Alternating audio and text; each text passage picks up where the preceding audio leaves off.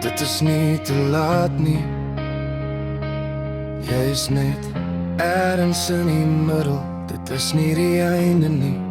Maar ja, ek weet dit was nie maklik nie. Jy het alles binne gehou, stil vir so lank, maar ek sien jou nou.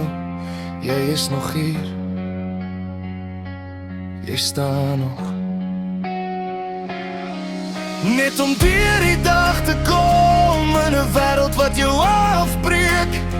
En tog, jy is nog hier, nog vechtend, nog asemhalend. Wat meer moet jy bewys? Jy het alles vir jouself gehou, die trane teruggehou, deurgekom wat niemand verstaan het nie. Dit alleen beteken alles.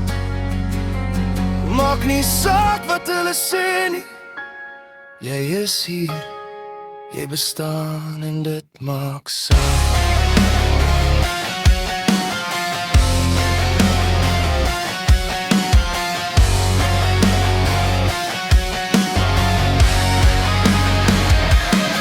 Daar was dae wat jy nie kon glimlag nie, nagte wat jy niks kon vertrou nie. Tog, jy het nie opgegee nie, jy het nie verdwyn nie. Ek ken daardie weergawe van jou, die een wat gebly het.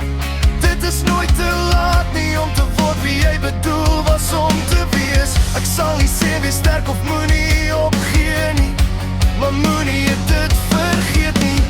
Jy het steeds 'n keuse in elke stap wat jy neem, en met iets beteken jy hoef nie te wees die persoon wat jy eens verbeel het nie.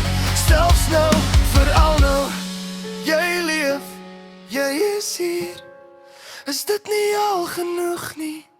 Jy is nog hier, jy staan nog. Jy's nog hier, jy staan nog.